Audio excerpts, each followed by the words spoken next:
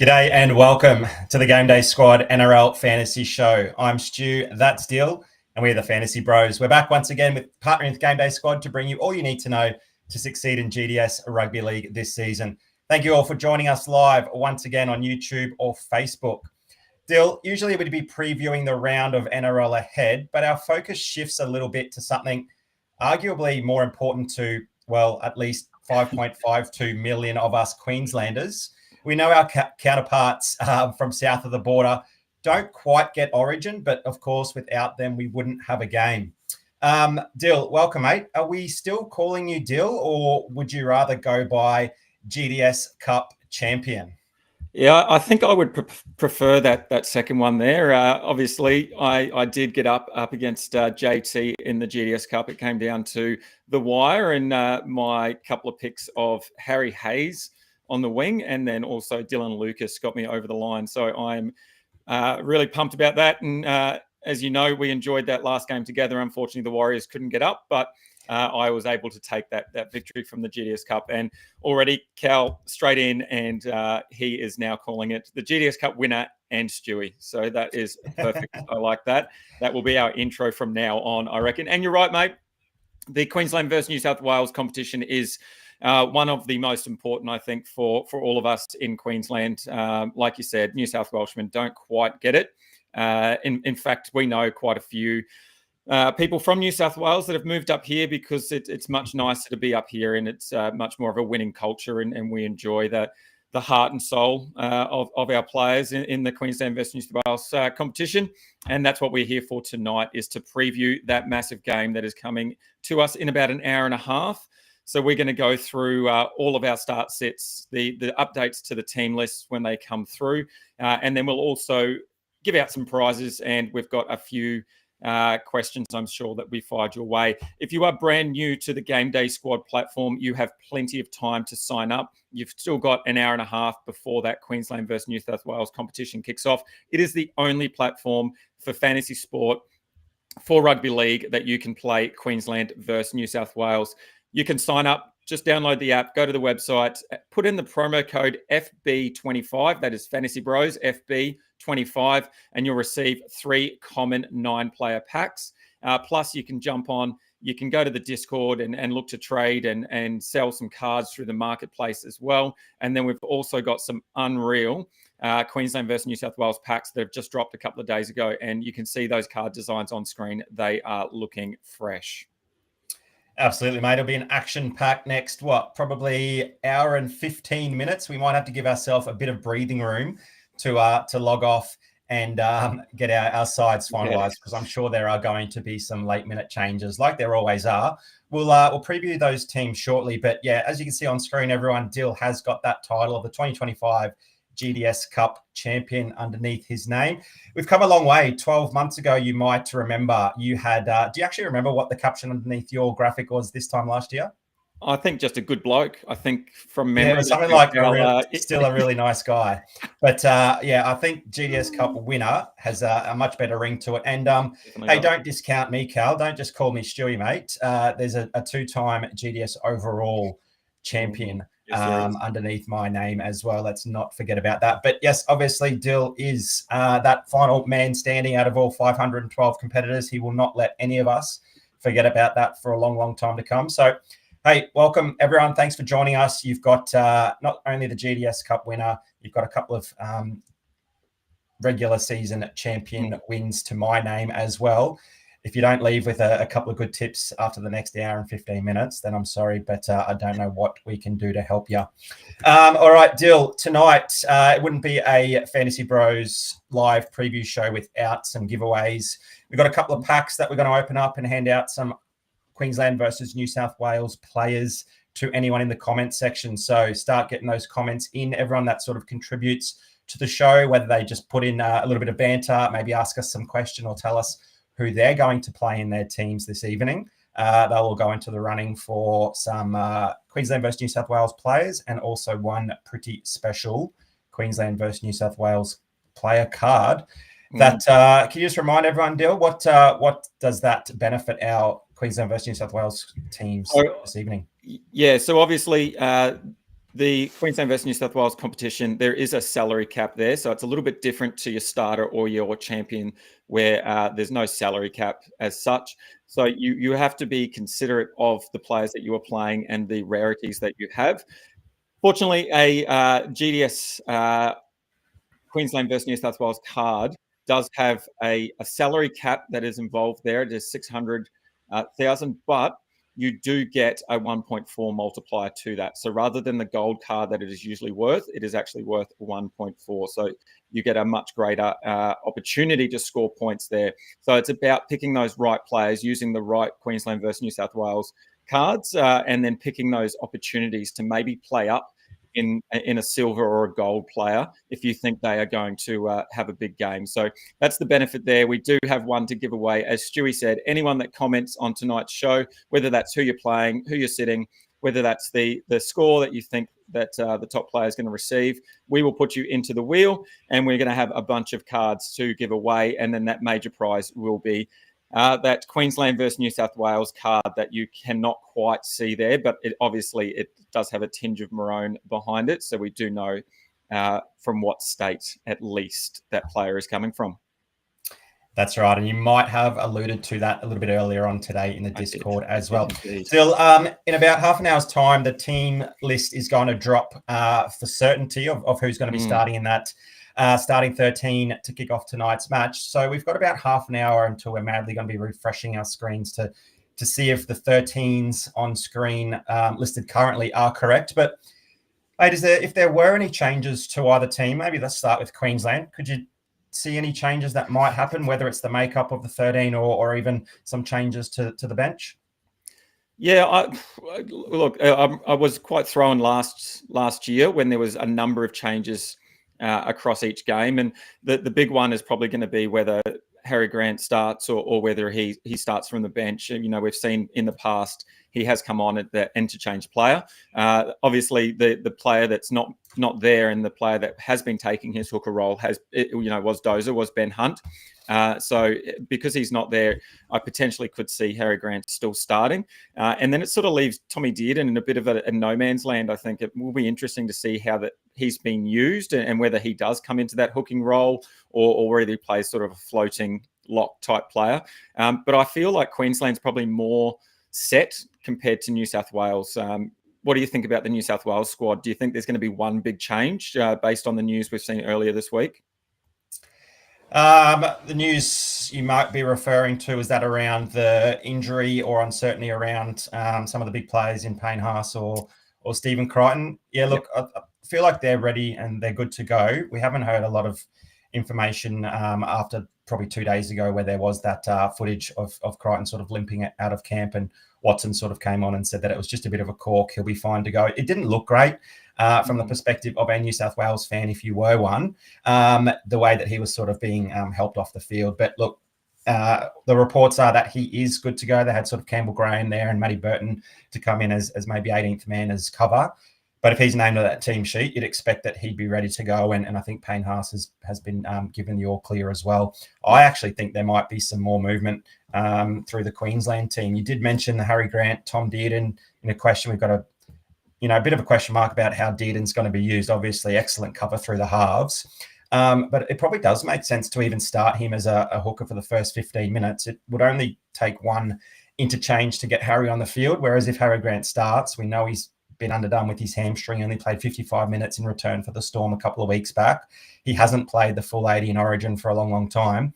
He's probably not going to be able to play it. So we want him on the field as often as possible. But if he maybe starts off for the first 15 or 20 and Dearden just, tackles as best he can and just throws some nice ball off the deck, then we only need to really make that one interchange on Harry Grant, and then Dearden can come back on maybe as a roaming 13 or wherever an injury might be later on in the match as well. So Billy's probably got a very ideal plan for Dearden up his sleeve. That might be as early as the start of the match, but it could be sort of around that 30 or 50-minute mark. That'll be interesting to see. I'm also a bit unsure about the starting edge. Maybe we'll talk a bit more about the likes of Nanai and Fermor a little bit later on when we get to the edges. But as we always do, we preview the position by position. We'll begin with the forwards. and then we'll share our take on who we're playing in our teams and some reasons why. Before we get there, Dill, did you want to maybe open up a pack or two to show our viewers what they could be getting their hands on a little bit later tonight? So, yeah, as Stewie said, we're going to open some packs. We've got a few commons. We've got a couple of rares there as well. Obviously, the common and rare are more likely to have the silver and gold, which you might want to use. And what we're going to do tonight is any Origin player, any Queensland versus New South Wales player card that is pulled will go into the final draw. So you'll have an opportunity, anyone that comments, to be on that wheel and to potentially win one of the cards. So let's click over. Let's jump into a pack there. I'm just going to refresh so it will open correctly. And then we will get it up on the screen for you. Alrighty. Okay, let's jump in there. So you can see that on my screen. We've got a common. Let's get into it. If you haven't already, make sure you check out the Queensland versus New South Wales packs as well. They have a brand new opening sequence there. It looks unreal. Nice way to get into. How good is it? Yeah. Between that and the new card look, I love it. Alrighty, let's jump straight in. So we've got Wilson, Saifidi, Foreign, Liam Henry, Joe Chan, Ford, Arthur, Host, and Hutchinson. Nothing there yet, but don't despair. We've got plenty more to come. Do you want to flick over and have a crack at one of your packs now, mate? I will indeed. Have you got mine there on screen yet? Let's make sure. Yes, we do. There we go. Let's get through and have a look. All right, we've got a couple of Titans. AJ Brimson. Oh, 3 Titans. Player 3 in a row. 4. All right. Lovely. Sean O'Sullivan. Here we go. Tommy Gilbert, who probably would have been featuring if it wasn't for that injury a couple of weeks ago. Jamie Humphries, lovely little gold card there. And Fa'atape. No cards there to give away, but there certainly will be, you'd expect, pretty shortly. Right, Adele, how about we get cracking into the middle preview? I know that straight off the bat, you and I have a bit of a different opinion here with the hookers that we're going to start. As you can see on screen there, I've gone for Reece Robson. You've got Harry Grant as your starting hooker at the moment. You want to run us through some reasons for Grant first, and then I'll share why I've gone for Robson. Yeah, I guess we've already touched on it. It's the question marks over Dearden, and I still think, as you say, if Dearden does start and plays sort of that 15, 20 minutes, and then Harry Grant plays the rest of the game, I still think I might stay on him. It's just going to be what that rotation looks like. Look, we look at Grant's stats in the past, in this competition, and he's only averaging 36.3 GDS points. 29 GDS points. New South Wales since 2021 have allowed only 36 GDS points. So there's not a lot of points available for Harry Grant, and the reason is he often starts from the bench, like I said, with Ben Hunt being in and around the squad over the last few years. So if that doesn't eventuate in terms of that rotation with Dearden and Grant, he might potentially have more opportunity on the field, and he might have some more of that attacking upside that we know Harry's had in the past, compared to someone like Robson, who we've talked about him for the last couple of weeks. He has improved his running game a little bit, and like you've alluded to, he's probably had someone in his ear saying, look, you need to improve that running game to have you're not 9 jersey back for New South Wales. But I'm just a little bit hesitant with the likes of Connor Watson on the bench as well. We've seen Connor Watson have a pretty good season so far, starting in the hooker role for the Roosters and then moving to that lock role. We know Watson's got the motor to play 80. So again, there's probably question marks over what his role is going to be and whether he does come on and give Yo a spell or whether he goes and gives Robson a spell. And I feel like, if anything, Watson might be a little bit more dangerous in attack when he does come on the field, if he does go into that hooker role. Look, as always, hooker is a pretty boring position. You're not going to get too many points there. It really just comes down to who you think is going to be just a little bit more dominant through the middle and potentially with that attacking upside. And look, little hint for everyone, if you're looking at playing your salary right, I'd be looking at bronze cards for either Robson or Grant. That's just my opinion. I don't think you're going to get too much more out of them. So, yeah, at the moment, I'm sticking with Harry, but that could change in about half an hour or so, 20 minutes or so when we get that final team list. Yeah, absolutely. Totally agree with you in terms of the bronze rarity. If you've got a Queensland versus New South Wales, Robson or Grant, it would obviously be very tempting to put them into the side. But yeah, that does obviously take up a little bit more salary cap. You might not get the added benefits of a massive score. So if you're leaning toward maybe playing someone else, yeah, hooker's probably the way to go in terms of just putting bronze out there, and there probably won't be too much separating the two by the end of the match. Just before I talk about Reece Robson, we've got Mel joining us again. G'day, Mel. Thanks for tuning in. I'm not sure where you are on your travels at the moment, Mel, but I'm sure wherever it is a beautiful place. We've got Michael joining us as well. He had some work commitments, but he's here with us. He says, well done, Dill.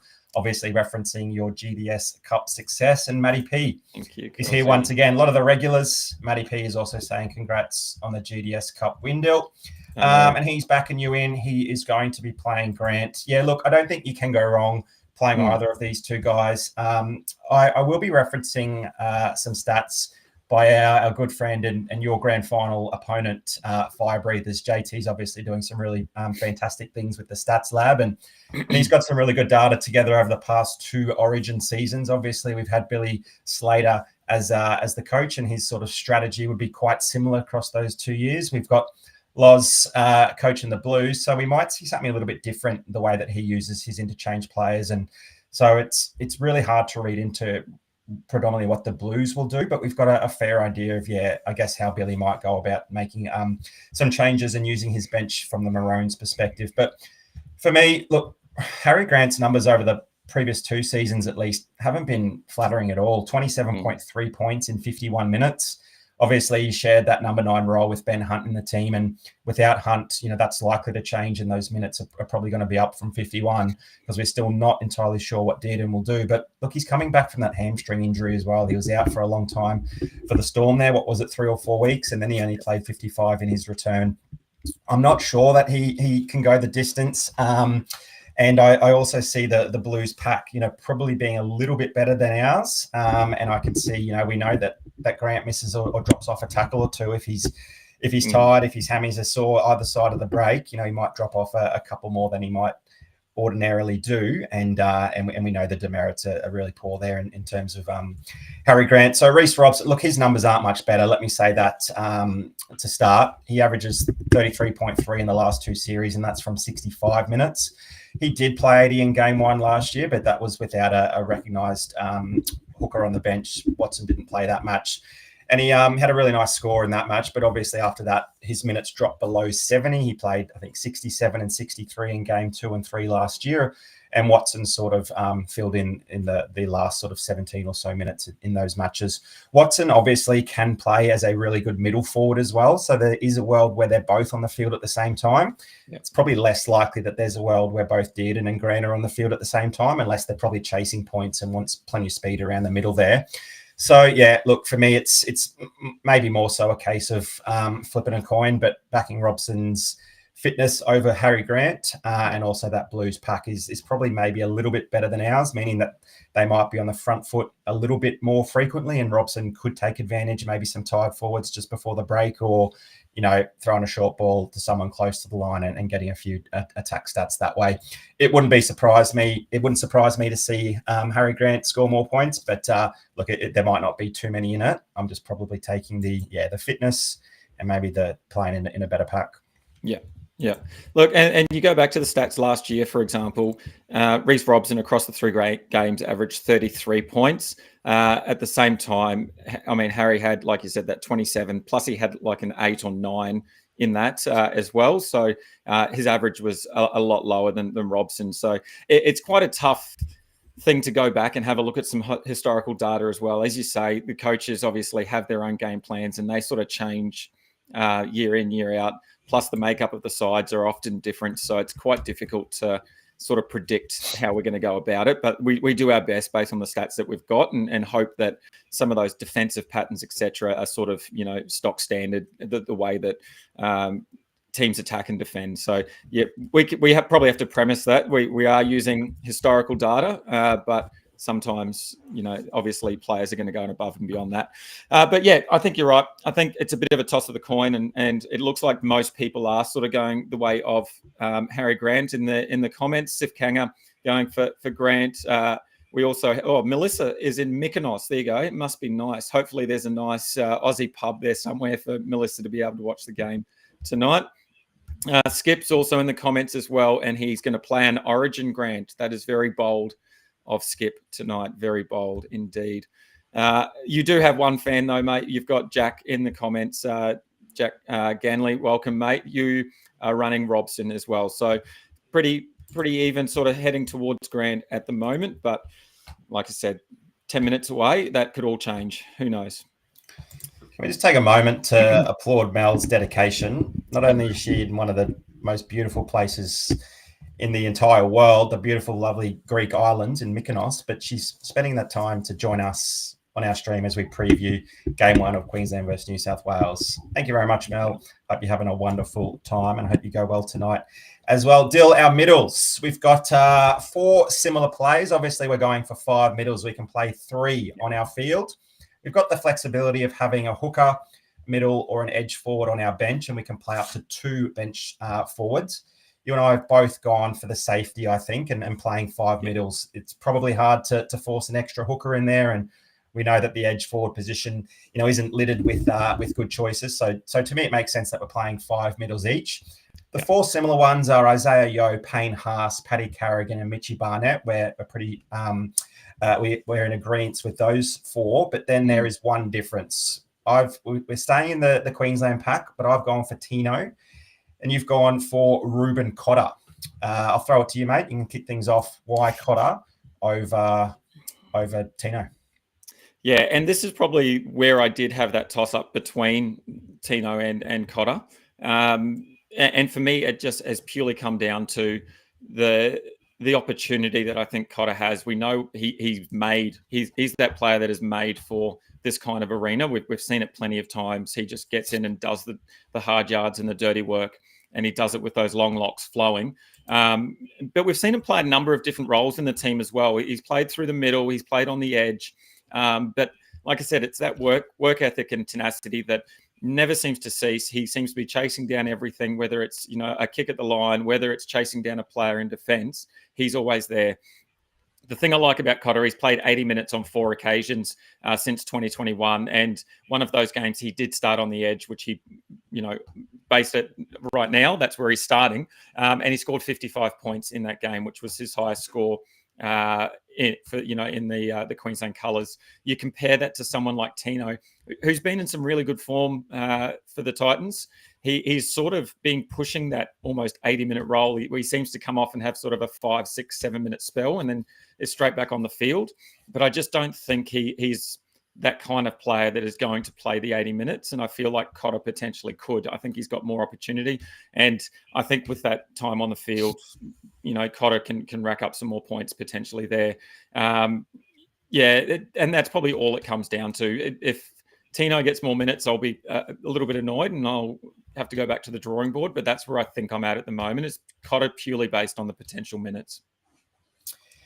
Yeah, really interesting how Cotter has been used, bouncing between both the edge and middle.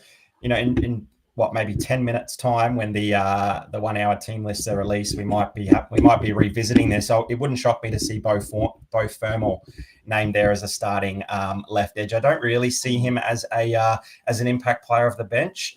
Cotter maybe more so if he's played through the middle because of his sort of leg speed tied forwards if he comes on after sort of 2025.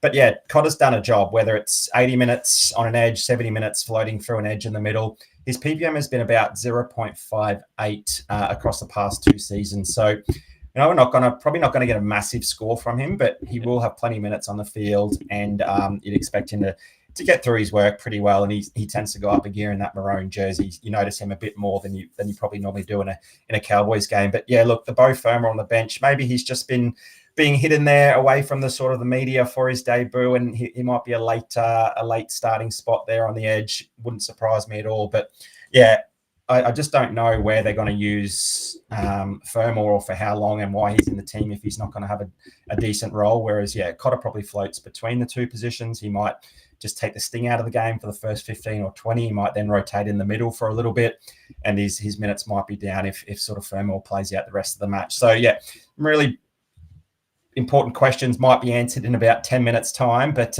yeah, for me, it's probably just the upside of Tino. We know what we're going to get from Cotter, and he certainly could outscore Tino. But I really love the attacking upside that Tino brings, both through the tackle breaks and through the offloads. He's really improved his offload game, probably for the last 3 or 4 matches there against the Titans, where he was pretty quiet early on in the season, and he's been throwing 3, 4, and even had a 6 offload game as well. So he's not afraid to throw it. It's obviously going to be really good with KP backing up, through the middle. We might have some speedy guys like Hammer, Val also that would be sniffing around for those offloads too. So I can expect plenty of them from Tino, whereas, Cotter maybe more of that meat and potatoes. He'll make plenty of tackles. He'll cut the ball up. He'll find his knees and elbows and have a quick roll the ball.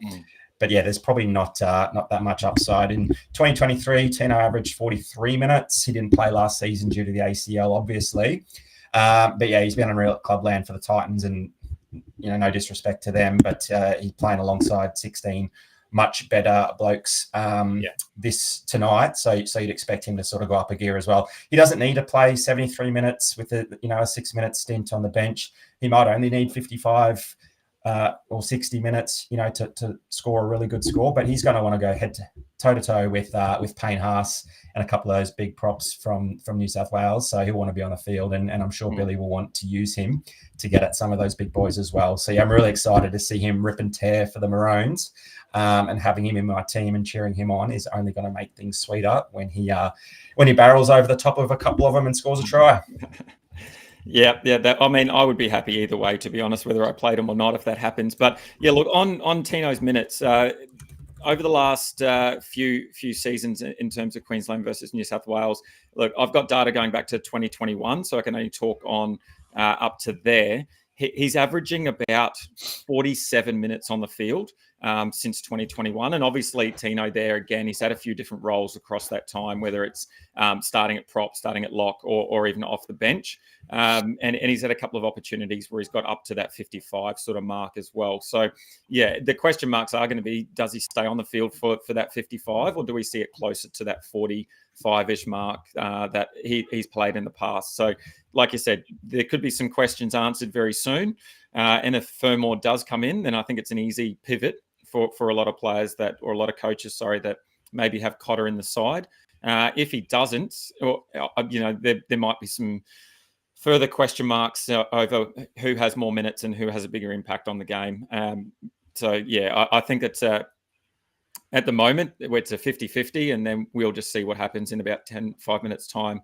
The really important question here, I'll get to Skip's question, and then we'll talk through a bit of strategy in the middle. Do you guys genuinely think anyone without 5 Origin cards can win tonight? I'll throw it to you first, Stu. What do you think? Well, I hope not, because I do have 5. So that obviously gives me more of a chance to win. But yeah, I think so. I think it's more about picking the right players. Obviously, 5 Queensland versus New South Wales cards are going to give you a big advantage. But if they're not the right guys, that advantage isn't actually that big. If you've got the 5 top scoring blokes, and they're all your Queensland versus New South Wales cards, then absolutely. But if you're rolling out 3 or 4 that are scoring, sub 30s or the low 30s, like Liam Martin certainly can. He'd be pretty popular, but he can have a really low score in him. Some people might want to play a Val. We've seen a lot of sub 30s from Val over the years as well. So just having 5 doesn't necessarily mean you're a huge chance. It obviously is going to help, but you really want to be having 5 of the the top probably 8 to 10 scorers to be a realistic chance. I think someone can win with 3 or 4. I probably would put a line through having 1 or 2 might be pretty difficult unless they are the 2 top scorers by a long, long way, and they're pretty underplayed. But yeah, it's a tough question. I guess we'll find out at the end of tonight. But my gut instinct would be yes, you can, but you'd probably have to have a few things go your way and maybe play a bench forward that falls into a high minute role because of maybe an injury, and not many people have played them because they were named on the bench. And we've seen that as well in the past with someone like Reece Walsh getting absolutely clotheslined, and then Hammer playing that fullback role and end up scoring 80 points, going back to that fullback role, and people weren't keen to play a centre at the time with that Queensland versus New South Wales card. So there's, definitely opportunities there for people to pick the right players, and whether they've got the Origin card or not, they still might have success. So I think you're right. It's purely down to the players that you pick. Having the Queensland versus New South Wales card just probably makes your salary and some of the decision making a little bit easier. I think you can offset quite a bit of salary and make up some points there with those. But yeah, I think Skip, to Skip's credit, he said that there will be probably about 20 odd people that have 5 cards that they're going to roll out, and there's probably more as well. But I think there's definitely opportunities for those players to, potentially pick just the wrong players because of injuries, because of those low minutes or whatever we might see. So I think that we don't discount, anything that could happen in tonight's game or even in the next few weeks in terms of game 2 and 3. And just on strategy, look, we talked through our middles, and we are both playing 5 middles. Is there any world where you might think about dropping one of those middles and putting in an extra edge? No, not for me. We'll get on the edge pretty shortly, but we just don't have many good options. And while there are, a number of players that we can force in there, there's a lot of uncertainty over their role, their minutes. Some are playing for the first time. Some are named on the bench, even though they're killing it in clubland. So that, there's probably too many question marks. They probably have some more try scoring upside, but, in a really tough competition like the Queensland versus New South Wales game, I think I might go for some safety through the middles and then look for a pot or two, maybe in the halves or the outside backs if possible. But I just feel like, plugging in an edge player for the sake of it, you could be losing 20 or 25 or 30 points just through base. And then their minutes might even be similar to some of the middle players that you sit as a result. So yeah, not for me. But look, I'm not the GDS Cup winner. You might have a bit more insight into some strategy since you're the last man standing.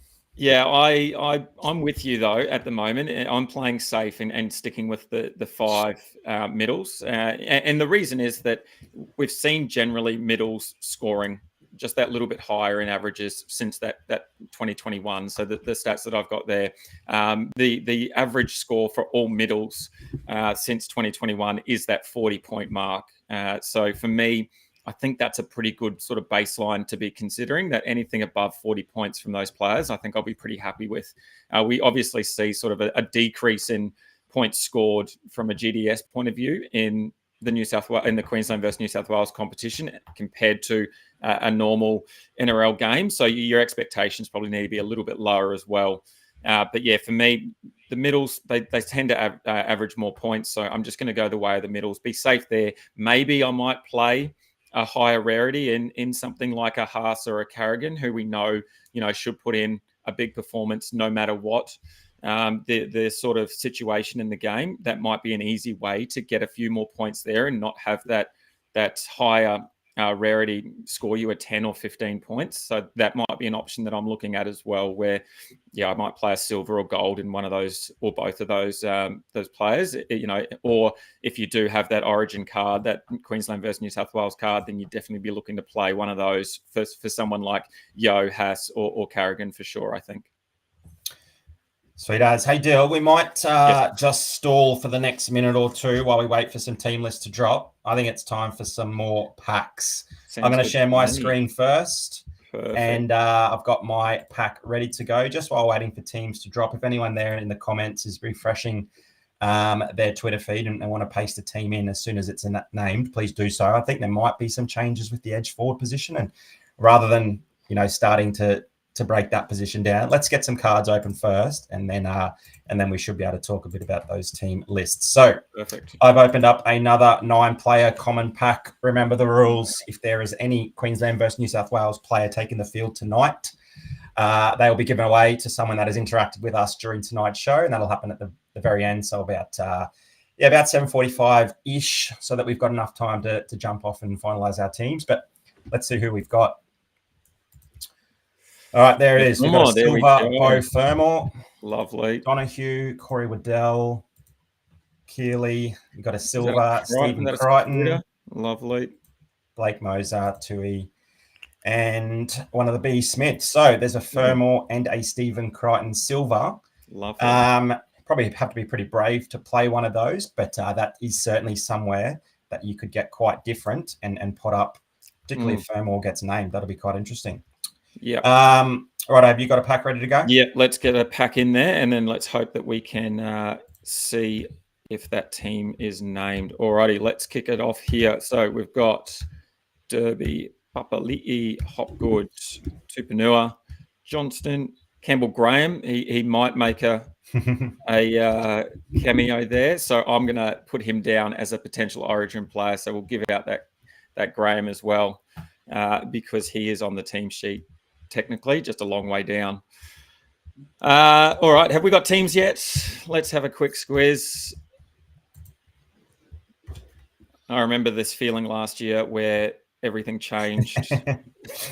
Yeah, it'd be nice just to have a nice straightforward 1 to 17, so we don't have to pull our hair out, make any last minute changes. But while we're just waiting for that, it can't be too far away. You and I have gone for the same edge pairing at the moment. Yeah. How about we start with Angus Crichton? I think we're far more likely to have him as a lock, and Liam Martin could be someone that's flexed out once team lists a name. But why Angus Crichton? He was the Wally Lewis medalist last year. He hasn't played for the Roosters as well this season.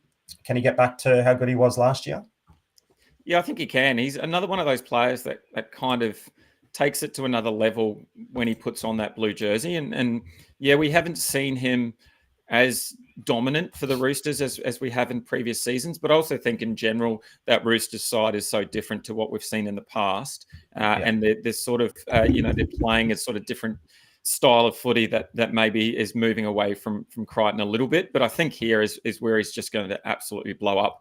By all reports, it sounds like he's going to line up against the Queensland debutant, the 20-year-old Robert Toya. And if that happens, I think that is just going to spell some absolute danger for anyone that decides not to play Angus Crichton.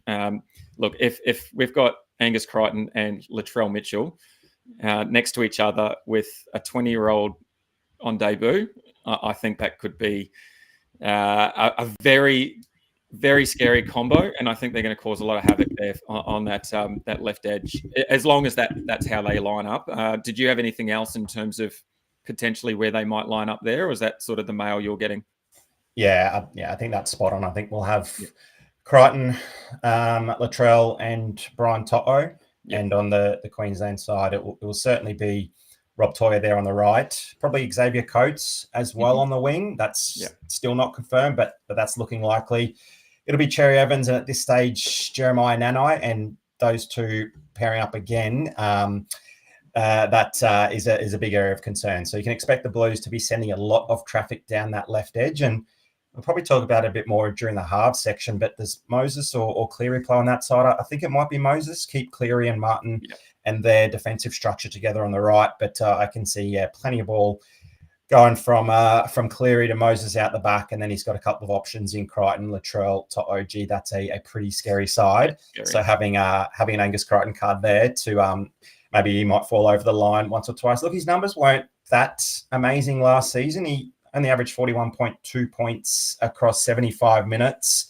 And in the game one loss, he only scored 25.8. He bounced back with a 57 and then a 41. So he didn't really set the world alight during those two wins, but we did see for a lot of players, really, if their team didn't win, their points were down quite a bit as well. So look, you'd expect Crichton to be somewhere around that 50-point mark. They're going to send plenty of traffic down that way. I think he's a pretty safe card to play, and some people might even look to roll out a silver version of him if they don't own a Queensland versus New South Wales version. So yeah, I think he's one of the more safe edge or forward players to lock in, and certainly more so than Liam Martin. Yeah, I tend to agree, and the Liam Martin Nanai is sort of the toss up for me. Before we talk about that, it looks like the Blues team has been locked in. According to NRL on Facebook, and it looks like it is 1 to 17. Looks like it's exactly as named, with Campbell Graham as the 18th man. So doesn't look like there's any changes for the New South Wales team. I'll keep refreshing to see if we can get a Queensland team. But yeah, like you said, Angus, he obviously had a couple of or one down game at least last season, and a couple of sort of better games. But yeah, I think that left edge there is going to be super dangerous, no matter what. No matter who's on that right side, marking up against him. And then for me, it just comes down to whether I want to play Liam Martin and play both edges for New South Wales, or whether I want to take a gamble on someone like Jeremiah Nanai, and that could come down to this team list in a moment to see whether he does definitely start or whether he comes on later. And for me, the only reason really is for Nanai is that, look, both Martin and Nanai have had very, very low floors in the past. They've had scores of 10 GDS points in the past since 2021, and they've had it both multiple times. So that's sort of the downside of playing either Nanai or Martin. But I think Nanai's probably got that attacking upside, mainly due to his ability to just find himself, on the end of that up and under in a try-scoring position. We've seen it, happen multiple times for the Cowboys, and we've seen it happen a couple of times for Queensland. So he knows how to find the line. He does have an attacking stat in him. It's few and far between at this level, but I think he's just, based on that, he's just got a little bit more attacking upside. Plus, I don't know what it is. I just cannot stand Liam Martin when he starts chirping, and it doesn't matter whether he's winning or losing. Liam Martin just starting to have a chat when he's made a tackle, it irks me beyond belief. And I just don't know if I can bring him into my team. And that is not good fantasy, everyone. Do not let your emotion come into it. I will still be making a decision about whether I play Martin or Nanai, but purely based on stats and what I know of Nanai's game, I think I'm going to lean that way. The other one I was looking at is potentially the attacking weapon of Hudson Young. I would love to see him in a starting role or playing some big minutes on the edge. I just am a little bit concerned with his minutes. Last year, he came on and had 23 minutes from the bench in game one, and he had a GDS score of just less than 10. So again, you don't really want that in your side. I probably would rather just have a 0 than 10 points from someone that played 23 minutes. So yeah, I'm interested in Hudson Young, but I'd love to see him start. Yeah, well, we don't have to worry about any changes. It looks like for the first time in forever, both teams will line up as per program, 1 to 17. So I was really hoping to have a late change for Fermor there on the left and having him as a more safe play over Liam Martin. Like you said, his floor, a 10-point game is brutal. He has scored a 51 in his last 2 series as well, which is good. But that average of 31.7 across those last 2 series in 68 minutes isn't amazing. There's probably a shout for some upside in a Nanai, maybe even a Fermor. It's just so hard to do. I think I'm still going to back Liam Martin in just because of that partnership with Nathan Cleary, and the fact that, look, the Blues are favourites. Cleary loves to throw a short ball. Yeah, he's a grub. We don't like watching him play. I'd hate to play against him. I'd hate to tackle him. But I feel like if he kills it and scores a try or 2 and claps in everyone's face, if he's in my team, that might just ease the pain ever so slightly. When there's no other option jumping out at me. We'll see what the comments are saying. If anyone else has a better idea, we've got Sif Kanga with an Angus and a Nanai. Yeah, look, it probably comes down to that Nanai versus Liam Martin. For me, I might just back the Cleary Martin combination and maybe a 35 that Liam Martin gets. Won't be too much or too fewer than a Nanai. We're probably not going to lose the competition over this one pick. And I think, before we move on, coaches probably should, like I said before, temper their expectations a little bit in terms of what we're looking for a point scoring type game. We look at rugby league, NRL competition, and scores generally above 50 for any position you're pretty happy with. But here I think you've really got to look at something more like a 30-point sort of baseline to go off. Anything above 30 points, I think for majority of positions is sort of above average. And if we look at the last 4 seasons of Queensland versus New South Wales have scored an average of 36 points across their whole team. And then Queensland have scored an average of 31 across their whole team. So anything above sort of those numbers, I think, you're going to be happy with across most positions. Obviously, we've got some big positions that we want to load up on based on the point scoring opportunity. But for a position like edge forward, you might play a higher rarity in Angus Crichton. But if you're tossing up between Martin and Nanai, I think it's pretty clear. You just chuck in the bronze and be happy with 30 plus for either of them, or probably be even happy with anything greater than 10 if that's their floor and what they've been playing at in the past. So yeah, we've just got to consider that as well, that we might not get the 60, 70, 80s that we've seen from edge forwards throughout the season so far. Cal's spoken about the emotional hedge. Yep, that's exactly what I've done, just in case Liam Martin goes out there and kills it. Fantasy Fanatics, is that our good friend Bales? Plays a lot of AFL fantasy. I know he's in the AFL Discord quite a lot. If that's you, Bales, g'day, mate. Thanks for joining us. He's going Nanai at this stage to be a little bit different. Yeah, absolutely. That could be a pod that pays off. Skip, not sure if he's throwing a few curveballs out tonight, but he said he's going Hudson Young. Maybe he knows something we don't. Yeah, it's really risky playing, that edge back rower when you've got, he's predominantly there on the left and Crichton plays big minutes. Seeing Huddy go reckless through the middle for 25 or 30 minutes could be pretty exciting, interesting, but not too sure about that. Yeah, it is Bales. G'day, mate. Nice to have you join us and getting amongst the Queensland versus New South Wales game. All right, Dill. Let's far too much time having those two blue cards on the screen, particularly Liam Martin's name. Let's get into the halves, and I think a pretty big talking point will be over our third halves choice. You and I have both gone for the two Blues plays in Cleary and Moses. We're both quite excited from a footy perspective to see how these two will partner each other, and we're expecting Cleary to be there on the right in his normal position, so that he can keep his defensive combination there with Liam Martin. But for Moses, it'll be a bit of a different look for him being out there on the left. As a result, I think we might see Nathan Cleary get a bit more in terms of kicking responsibility, being there on that right as a natural right footer. Oh, that's not saying Moses won't do any of the kicking, but it's just not as natural for him being lined up predominantly there on the left. He'll obviously, roam both sides of the field like he does in clubland. But if Cleary does hold down that right spot, particularly defensively, and then his shape sort of fourth or fifth play gets back out there to the right, he'll do a lot of the kicking. But regardless, I think both of those two are excellent options. Moses was absolutely fantastic last season. He didn't play game one, but sort of won the series for the Blues, in that game 2 and game 3. He had that massive 63.3 GDS point score in game 2, and then had a pretty nice game there in game 3 as well. He's averaged 48 points in 4 of 5 games that Cleary didn't play.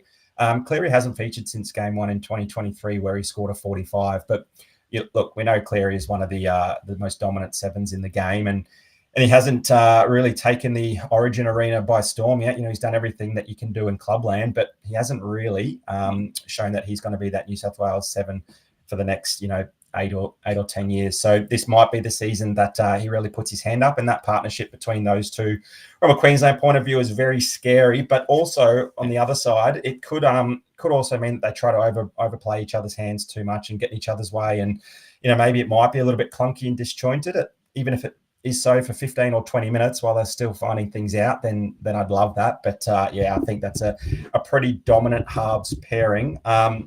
Do you want to add anything more into that, or you want to talk about why you've gone for Munster at this stage over DCE? Yeah, I think you nailed pretty much everything there about those two. I cannot believe that they haven't been a halves pairing in this arena yet. It baffles me that they haven't had that opportunity yet. So it will be great to see. And you did touch on one of the questions that I had is who is going to be the dominant kicker? Both of the dominant kickers in their club, they're both averaging way over 500 kicking meters per game, which translates to over 15 GDS points. So, if it is Cleary, like you said, who, that makes sense. He's on the right side and will probably get or demand most of the ball, I would suggest. That potentially Moses loses out on 15 odd points. It might be more like 5 or 6 he gets from those kicking meters, because he obviously will get some kicking meters, but he won't be dominant. So, I think, again, there might be an opportunity for some people that think maybe that the Queensland pairing might be a better way to go, and you play both Queenslanders with Cleary. That, I think that could be an option there if you just think Cleary's going to be a lot more dominant than what Moses is. I guess the benefit from Moses is he loves to run the ball as well, and he's been playing some really good footy since his return. And it doesn't look like that foot injury has really, concerned him since he's returned. So, there's some positive signs there for Moses. But yeah, as you touched on, the big difference there for us is you've gone the old boy in DCE, and I'm running with money. And I think for me, their stacks actually are really similar. Across the last 8 games for Munster, he's had a low of 23, but a high of 78. You go across to DCE. Since then, he's had a low of 22 and a high of 82.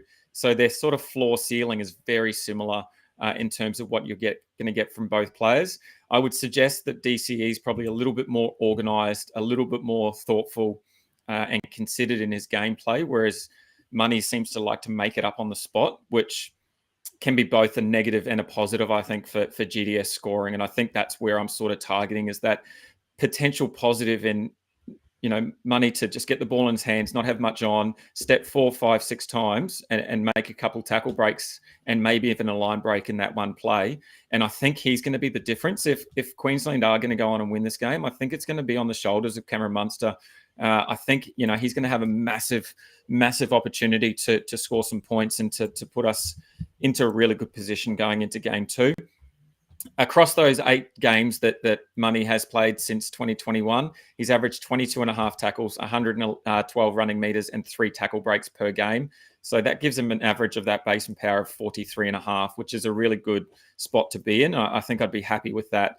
Anything on top of that, I think is just going to be gold. So yeah, I'm going the way of Munster at the moment. In terms of the stats from New South Wales point of view in their defence, it's very even on both sides of the field. New South Wales given up 45 on average to left halves since 2021, and something very similar across on the other side in terms of 46, 47. So there's not a lot of difference on either side of the park. It's just going to come down to who I think is probably going to be that game breaker, and I'm going to go Munster. Yeah, and I think if the game goes as we expect, and maybe Queensland might be chasing the Blues toward the back end of the game, that's sort of where we expect, Munster to certainly go a bit ad lib and away from the script and do a few things himself. And that's certainly when he palms off 3 or 4 blokes in the one run and accumulates attacking points that way. Look, he didn't play last series, obviously through injury, but in the year before that, averaged 53, which is good. But I just compared the numbers from in Clubland from 2023 to this season, and he's averaging about 5 or 6 GDS points less. So that, to me, is signs that he is on a bit of a decline, and whether that's going to translate to the Origin arena, who knows? But it's just showing us that he may not necessarily be that same guy that did win games for Queensland in a dominant fashion and who averaged 53.2 points in the 2023 season. Look, Cherry Evans, seems to score really, really well, but admittedly that score of 82 was without Munster, so he probably takes a bit more responsibility when he doesn't have Cameron there on his left, and he scores a 48, 45 and 27 in that 2023 series when he played alongside Munster. So the scores for DCE in that series weren't great. They were a lot better last season, but that's because Munster wasn't there. So I might sort of rethink that. I also had a look at the Storm's losses this season. Most notably their previous 3 losses against the Sharks, the Raiders and the Dolphins. Munster went below 50 in twice of those, in 2 of those games, but he most recently scored a 74 GDS points in that 31-26 loss to the Sharks. So I was just looking if he sort of goes missing in some of those losses or those bigger matches, and he didn't have a good outing against the Raiders or the Dolphins, if you can read into that at all. But look, that position is probably going to give me headaches until 8:04 when everything locks out. I might bounce back and forth between the two. The comments giving much away. Looks like we've got a few. Bales has got a really good question. Yeah. So Bales has said, or Fantasy Fanatics, as we've got him there, is there a play to go Cleary, DCE and Munster? And then fade Moses, particularly if Cleary is going to be the main kicker. And I think there is a play there. I think if you feel that Queensland are going to win off the back of their halves and what the halves do, I definitely think that is a big play. We obviously know Cleary is the best half in the competition. There's no doubt about that from an NRL perspective. We've seen some big games from Cleary in the past, but we've also seen, some subpar games or some games that Cleary probably wouldn't be happy with himself. So, we expect him to step up and have a big game, but there's definitely an opportunity there for, the Queensland pairing to get up. So I think it's just going to come down to one of two things. One, do you think Moses is going to have an opportunity to potentially put some players over the line? Or do you think that Cherry Evans and Munster are going to be the reason that Queensland probably get up tonight? So those two questions, if you can answer one of those, then I think it's clear where you want to go. And look, just on those stats with Munster and losses, I feel like you've just shoehorned that in so that you could talk about Melbourne losing to the Raiders again at Magic Round in that nail biter of a golden point. Am I correct there, mate? Or are you just trying to find anything? Nah, it didn't even cross my mind. How good are the Raiders going just quietly? What is it? The Raiders on fire, unreal. They got it done in New Zealand as well, so good on them. Alrighty, moving on to the centres, and I guess the coaches have made it pretty easy for us in both the centre position and the wing position. Only picking a couple and sort of playing a couple out of position as well. It's made it quite easy, I believe. There's only a few centre options, and I think the two key ones are just going with the two players on the screen there and going Val Holmes and Stephen Crichton. I had a little bit of concern over Crichton with the heavily strapping on his leg earlier in the week, while there was also some whispers of Queensland doing the dirty and getting some drone footage when they weren't meant to be. It's all the not mind games that happen. So whether that was a true injury or whether that was a little bit to get inside the heads of Queenslanders, I'm not really sure. But he looks fit and firing then, and like we said, he's been named in the side, so he will run out. And look, in the past, we haven't seen a whole lot from Crichton in terms of attack. It's where his defence is the big one that we usually look at for Stephen Crichton. But I think he's a better option in terms of his defence than going with the debutant and Rob Toyer, because he can miss a tackle or two. He's got a big night ahead of him, and I think it's going to be a pretty chaotic night for him. And I just feel like there's going to be a few missed tackles from Toyer. So I'm just going to go the safety of Stephen Crichton. And then Holmes, we know he's got an error, a penalty, and a bit of a brain snap in him in the past. But we also know he can break tackles at will, and he's got a really good offload and opportunities, sort of inside and outside, both the wing and centre. So, yeah, I think that's pretty easy from a GDS perspective, just to play those two and take those points where you can. Yeah, I was quite surprised to see Val Holmes only averaging 33 points in the past two series, really close to Stephen Crichton there on 30. But yeah, you nailed it. If Rob Toyer doesn't wake up with a massive headache tomorrow morning, then it probably means Latrell Mitchell didn't have a very big game. He's in for a tough night for his introduction to Origin, marking that man Latrell Mitchell.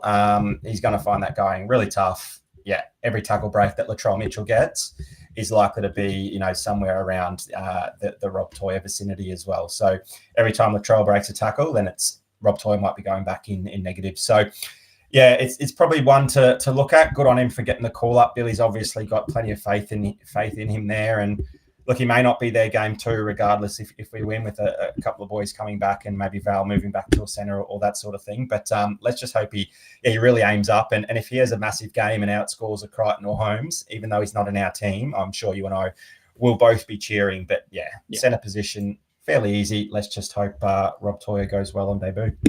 Now, is there, just before we move on, and it's probably the same conversation for wingers, is there sort of an opportunity here for some coaches to be a bit smart with their salary? And in my head, I'd go, look, these two positions are probably the lowest scoring positions in the Queensland versus New South Wales competition. But because of the way that the team has been selected in both the centre and wing positions, it's, like I said, it's sort of forcing our hand to play potentially the same four players.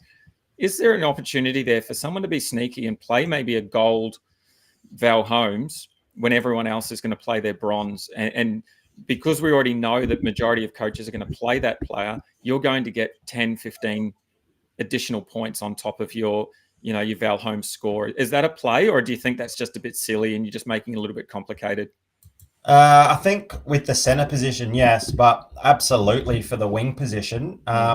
Typically, yeah, we don't see wingers scoring that well, particularly in our regular in a rugby league season. We sort of just look for a bit of safety or someone playing out of position there, or someone who's going to score plenty of points. But yeah, absolutely. Look, I'll tip you into a bit of a secret. I've got a silver winger, so I've eaten up some of my salary for one of those two players on screen. And look, in his last two series, Brian Toto averages 51.4 GDS points. Now, that's more than a number of the middle forwards that we're all, packing into our squads just because of the safety that provides. Now, that's 51.4 points through base, through tries, but someone who's got plenty of attacking upside is certainly someone that you'd want to plug into your team. But look, Zach Lomax is just absolutely built for Origin. He averaged 59.7 last year. And that included a massive 76.7 game in game 2. Now, look, these two get the Blues on the front foot with plenty of meters coming out of their own end. It could be a long and tiresome defensive night, defensive battle for Queensland with a lot of kicking out of their own end. But yeah, look, Zach Lomax, those numbers from last year are fantastic. He's got the attacking upside as well, playing on the right-hand side outside of Nathan Cleary. He's amazing. An amazing weapon in the air as well, and it looks like he'll be matched up there against Val Holmes, and there's obviously an advantage there to Zach Lomax. So yeah, that question you asked certainly would be very tempting for the wing position, not so much the centre, but yeah, if someone wants to go a gold or a platinum or Lomax, I'm all for it, and I've actually got a silver in there at the moment, and I could probably be talked into going one rarity higher.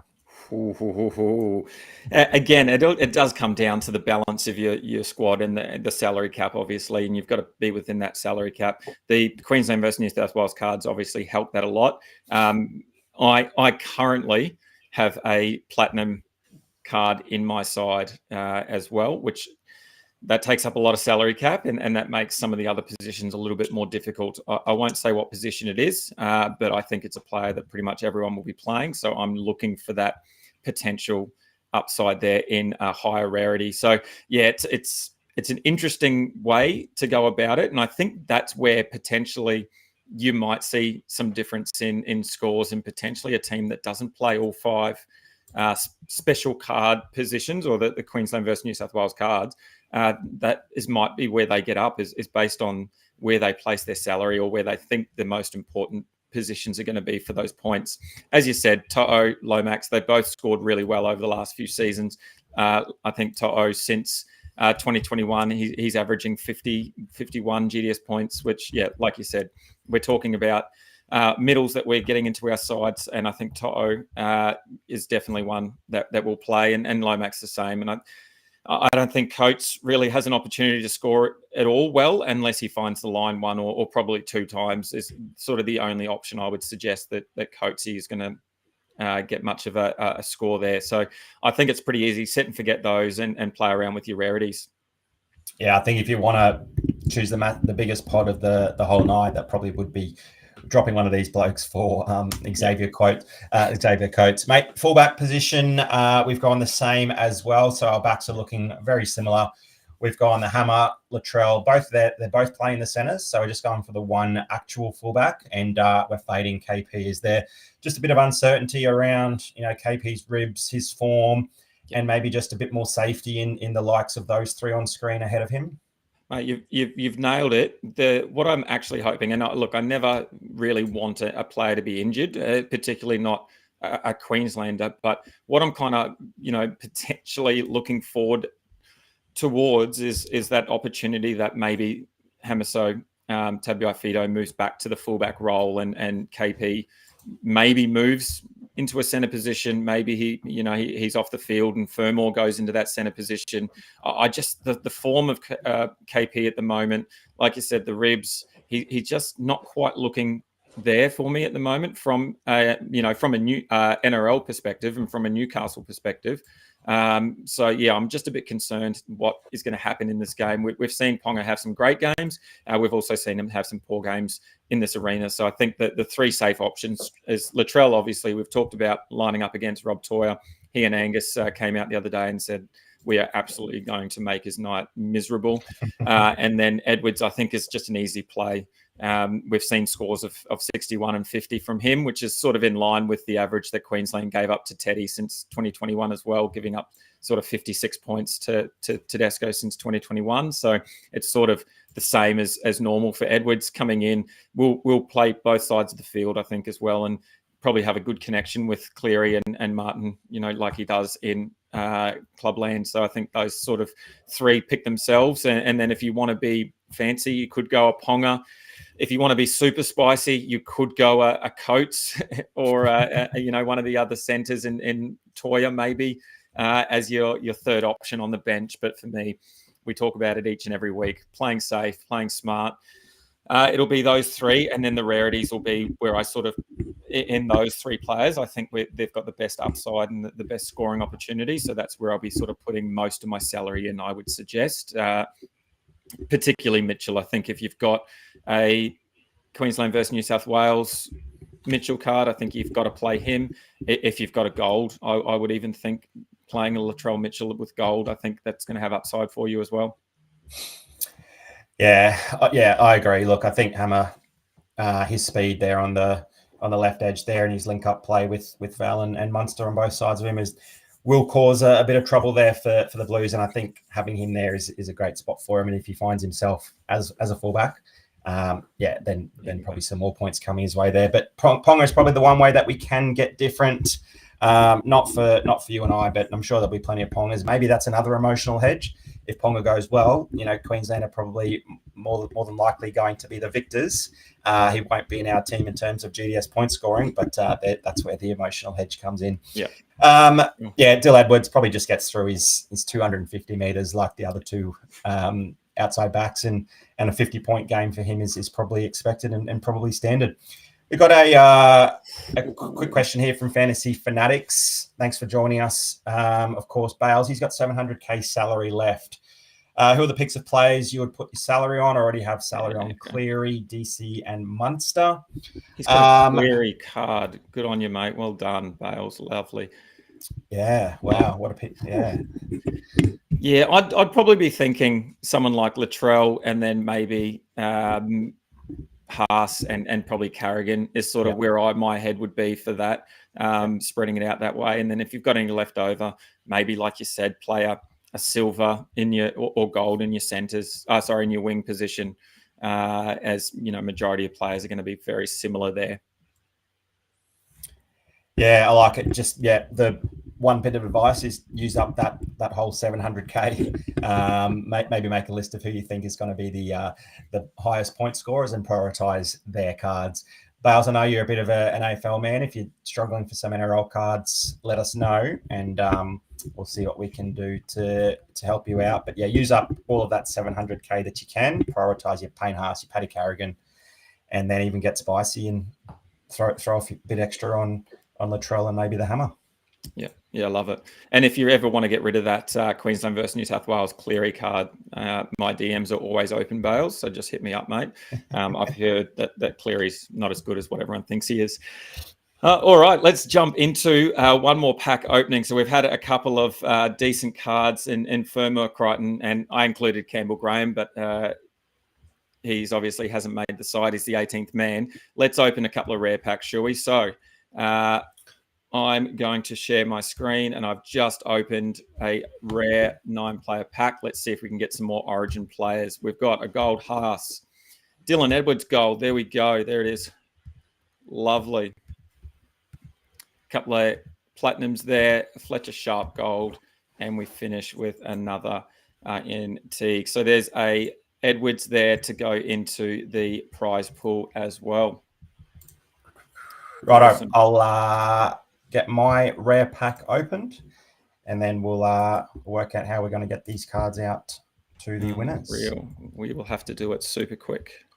All right. We got a gold Munster, Capewell, CHT, McLean, Adam Dewey, Folletti, Sammy Stone Street, Hamlin and a platinum Bradman Best. So a gold Cam Munster will be thrown in amongst my silver Fermor and a silver Stephen Crichton. Gold. Lovely. All righty. So let's jump into some of this giveaways then. Before we do that, though, let's jump into Bro Down Showdown. Let's do it. Let's do it.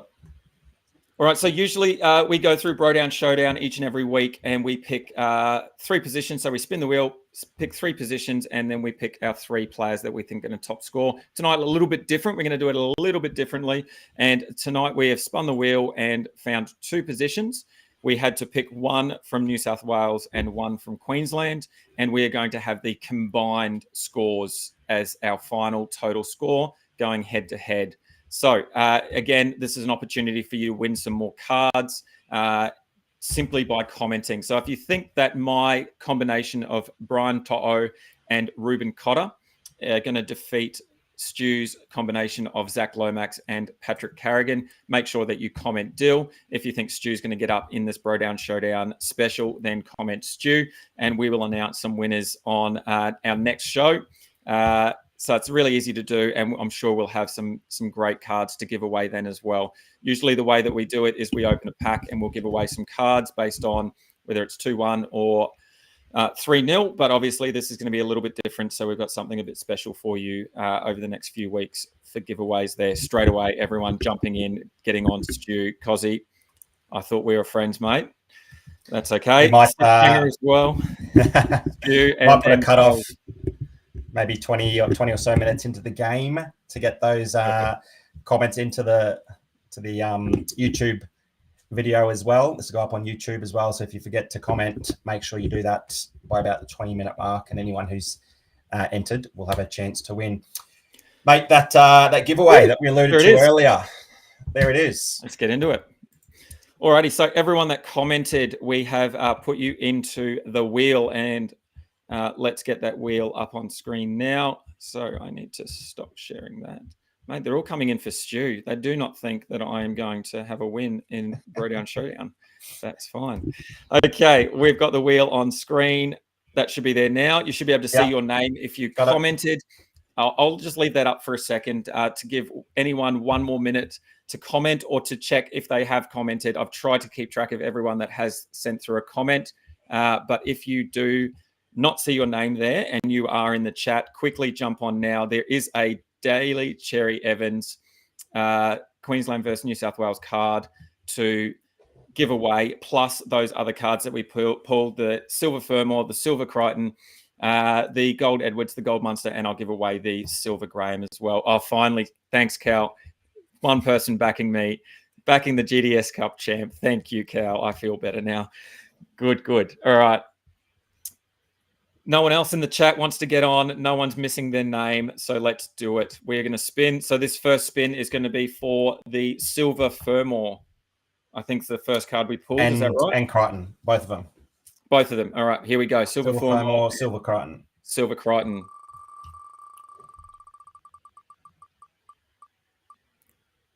There we go. Bales. There could be a good opportunity for Bales there to take that Silver Crichton and put him straight into his team. Lovely. Okay, the next one is going to be for, what was the next one? Gold Edwards. Was it? Yeah. Gold Edwards, and then you've got the Gold Munster. Okay, this is for a Gold Edwards. Here we go. And this, I'll throw in the Silver Graham as well. Matty P. Well done, Matty P. Thank you for supporting us, mate. And then this is for the Munster.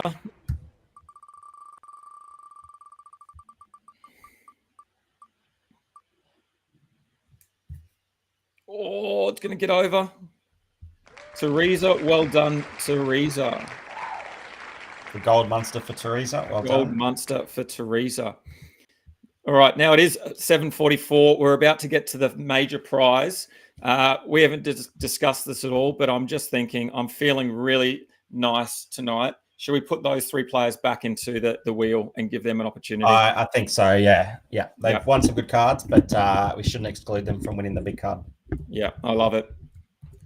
Love it. So Bales, Matty P, and Teresa, you are back in. All right, so here we go. Is there a chance for a quick shuffle, maybe?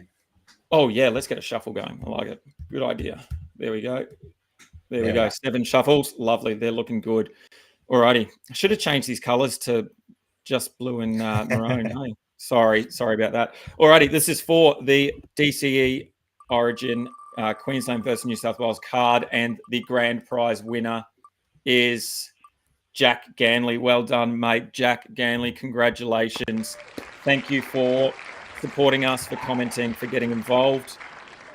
Hit me up on the Discord if you can, and we will get that to you in time for the game, which we've got about 15 minutes to get there, so we should be able to get that in time. Any last minute team selection changes you're going to make, Dill, do you think? I don't think so. I think I'm going to...